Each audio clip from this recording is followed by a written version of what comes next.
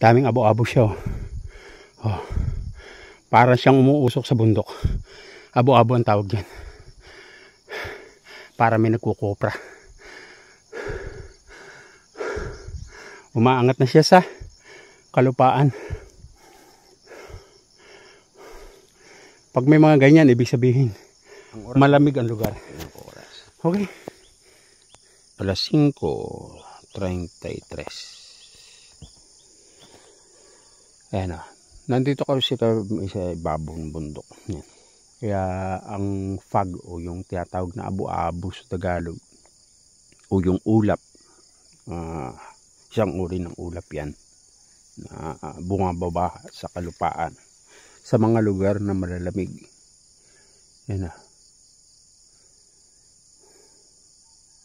Kagabi kikidlat